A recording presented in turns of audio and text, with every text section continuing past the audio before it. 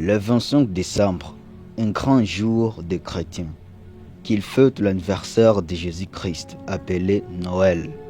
Qu'est-ce que c'est Noël? Qui avait commencé ça? Et comment peut-il fêter l'anniversaire de Jésus-Christ au moment où la date de naissance est inconnue dans la Bible? Restez avec moi jusqu'à la fin de cette vidéo pour découvrir la réalité sur l'anniversaire de Jésus-Christ.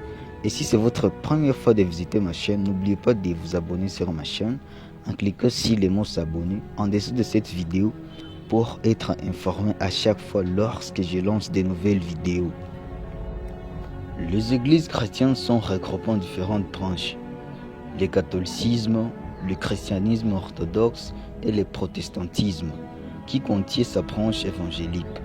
Concernant la fête de Noël, les christianismes sont en deux suppositions, ceux qui sont d'accord et ceux qui sont contre. Jusqu'à maintenant, il y a plus de milliards de croyants. Ceci montre que la fête de Noël est parmi les grandes fêtes au monde. Le mot Noël donne la même étymologie dans la plus grande langue romaine. En italien, Natal, on l'appelle encore Nadal ou Nadaou. Ainsi, dans la langue celtique, Natalis signifie naissance relative à la naissance, provient du natis qui signifie aussi né. D'abord, il était associé à un mot latin dies, qui signifie jour de naissance, réduite à natalis par dérivation de cet adjectif natal, utilisé à latin ecclésiastique pour désigner la nativité de Jésus-Christ. Ensuite, natis subit des évolutions phonétiques et l'émission donna la forme Naël, puis Noël ou Noël. C'est la seule étymologie admise aujourd'hui par le linguistique et les lexicographes. La question se pose: comment le chrétien peut-il fêter la naissance de Jésus-Christ au moment où dans la Bible, la date de Jésus-Christ est inconnue? De nos jours, la fête de Noël évolue jusqu'à un point qu'on atteste des choses différemment à la naissance de Jésus, telles que le Père de Noé, le sapin de Noël ainsi que le biche de Noël. Tout a commencé avant l'apparition du christianisme. De cette époque, la saison froide était déjà une période charnière de l'année.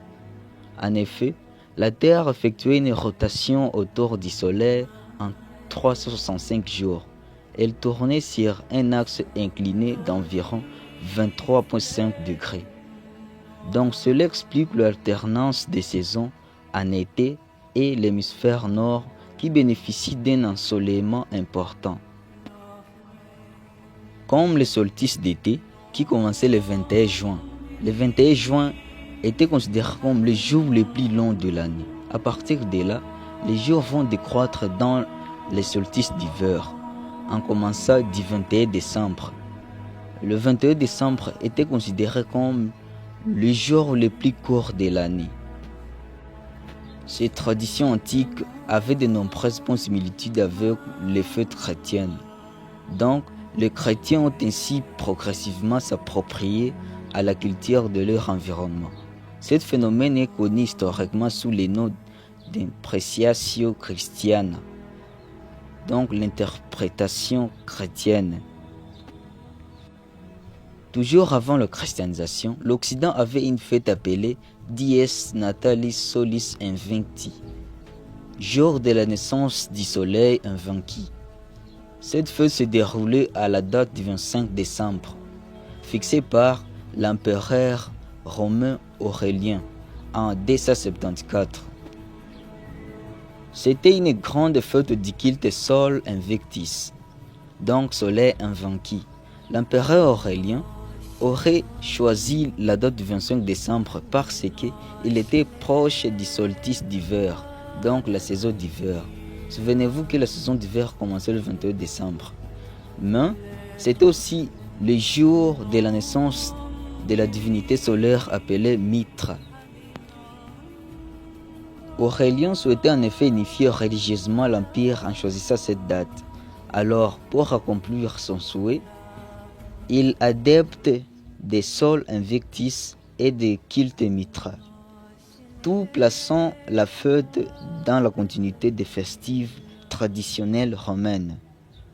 Pendant les 3 premiers siècles de son existence, l'Église chrétienne ne se préoccupait pas de célébrer l'anniversaire de Jésus-Christ, dont il ignorait même la date.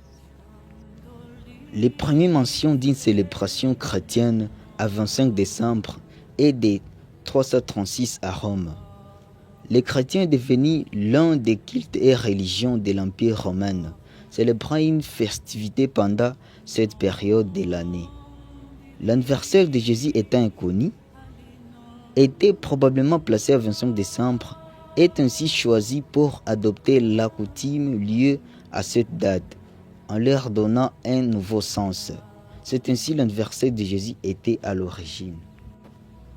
Dans le judaïsme, la fête de Hanouka, qui commémore la réinauguration du temple de Jérusalem profané par les Grecs anciens, cette fête a été fixée au 25 du 9e mois lunaire nommé Kislev dans le calendrier hébraïque, avec visionnage du solstice d'hiver, donc saison d'hiver. Les premiers livres des Maccabées insistent sur l'importance de cette date et cette célébration.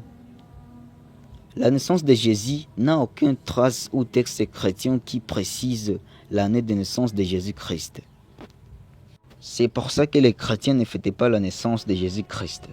C'est à partir du IIIe siècle que certaines communautés chrétiennes cherchaient à situer dans l'année la date de naissance de Jésus-Christ. De nombreuses dates furent proposées, comme le 6 janvier, choisi par Basélien vers la fin du IIe siècle. Le 28 mars, mentionné dans les Pachab Camptis, un calendrier de fêtes datant de 243. Le 18 novembre, proposé par Clément Alexandrie. Comme la fête de Noël contient des éléments païens, il est rejeté par certains groupes chrétiens, comme Témoins de Jéhovah, les églises dédiées restaurées ou les églises de chrétiens dédiées, Christ Church of God, et des églises du 7e jour et consorts. Le Noël chrétien peut être vu comme un contrefait opposé par les chrétiens ou Noël païen. Cependant, ce thèse de contrefait est actuellement remise en question par certains historiens. D'après son évolution, il était propagé sur la date du 25 décembre. La fête de Noël est devenue une fête coutume d'offrir les cadeaux et d'exprimer la solidarité envers les démunis, comme servir un repas aux pauvres croisés au jour de Noël. Le Noël est devenu généralement une fête profane où des membres d'une même famille s'offrent des cadeaux en échange. Pour d'autres, ils décorent des maisons par de l'arbre de Noël, appelé les sapins de Noël.